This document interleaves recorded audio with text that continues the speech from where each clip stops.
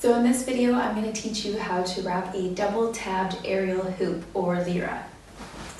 So you have your hoop.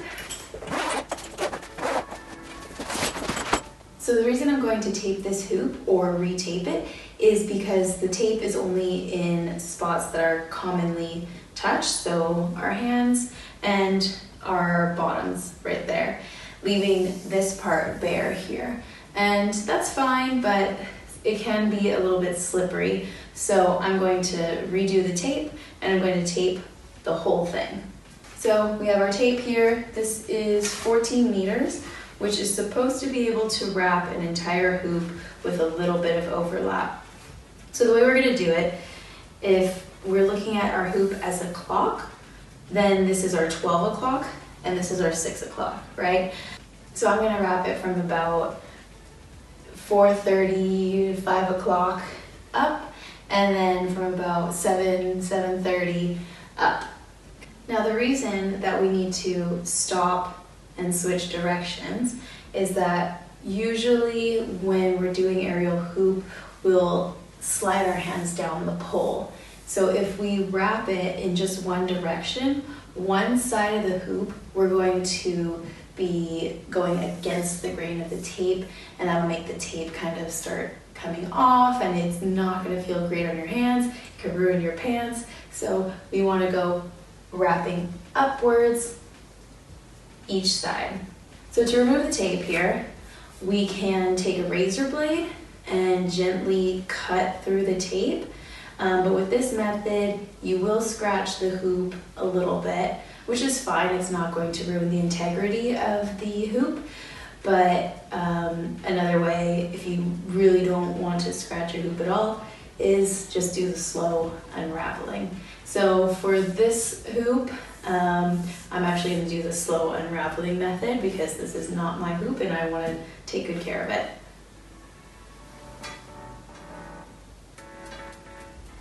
So find the end and just start unwrapping.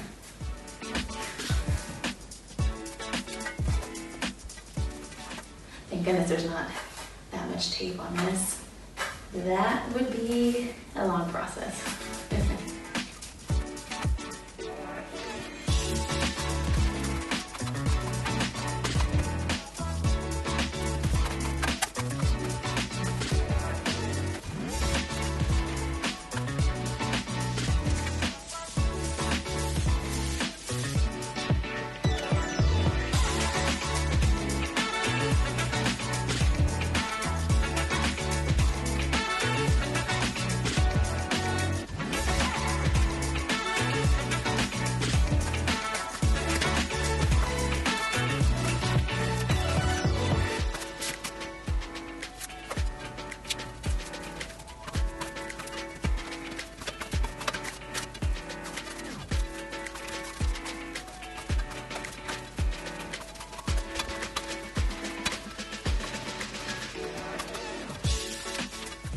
So you are able to buy some things online that will help you remove the residue from the previous tape, and that's fine if you'd like, but it's really not necessary. Just make sure you remove any lumps, like the end of the tape kind of got stuck here, so I'm gonna have to go and remove that like single thread of the tape. It might make your new tape a little bit lumpy, uneven, etc. So just want to remove any of that extra stuff.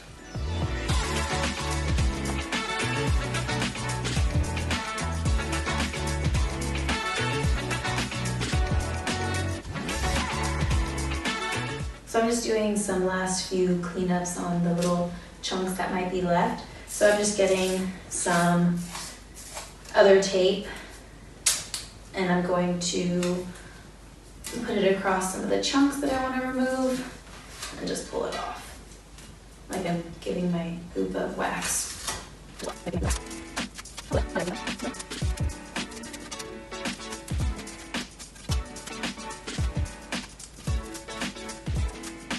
So now let's begin the taping process.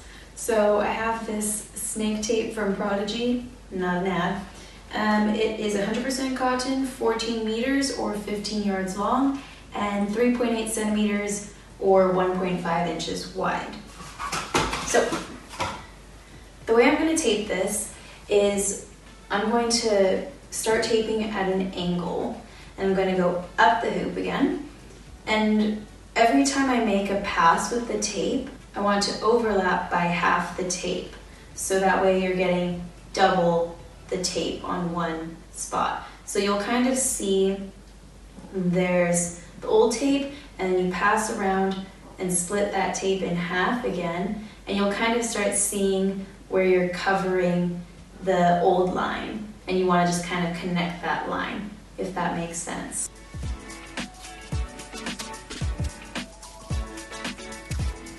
So as you're doing this, you want to make sure you go kind of nice and slow, making sure the tape is staying nice and flat so you're not getting any creases. And again, you'll see with the overlaps where the other layer was, where the previous wrap was, and you want to kind of just meet that with the new layer.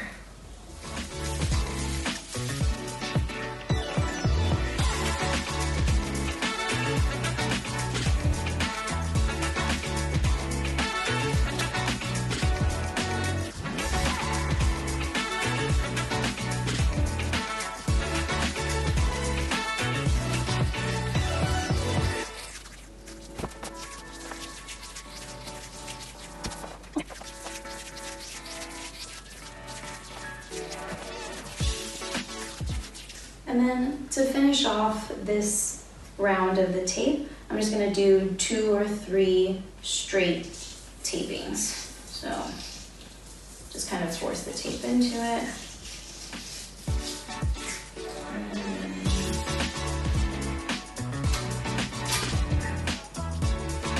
There we go.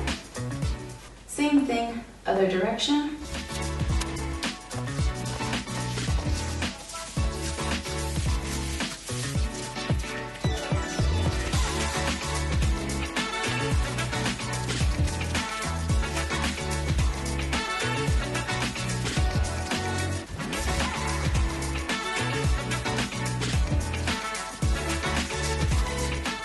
So the website says 14 meters is more than enough for a normal size hoop.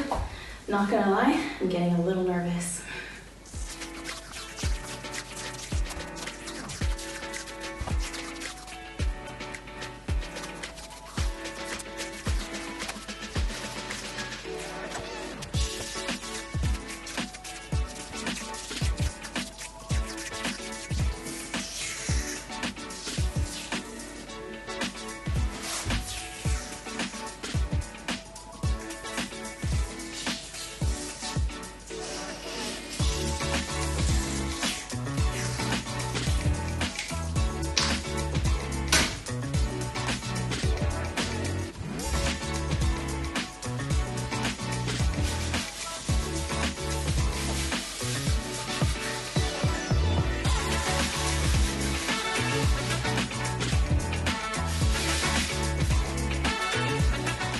So since I have a double tabbed hoop, I have to stop the tape right at the tab. I mean, I guess I could do a really wide wrap around, but I didn't want to do that, make it a little more cleaner, I think.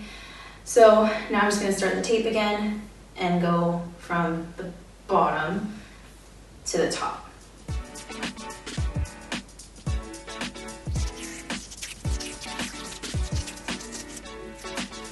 Calling in a second roll just to finish this off.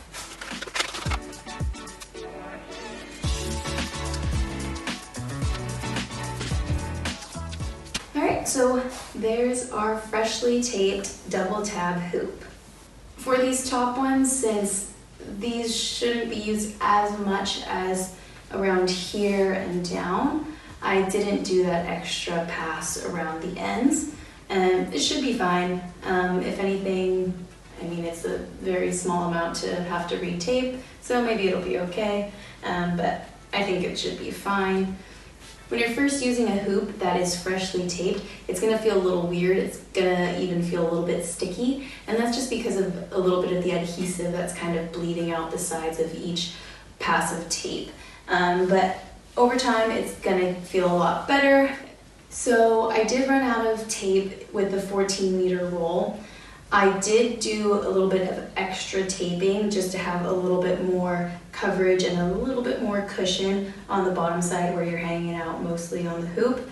So I taped from about 5 o'clock up and 7 o'clock up again.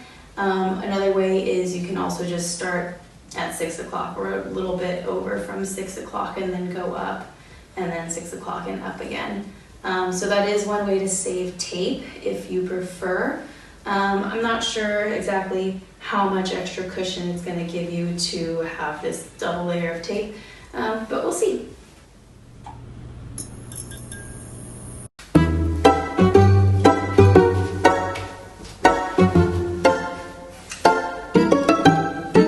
So the reason I'm going to tape this hoop, wait, what? Or did I reverse it? For you,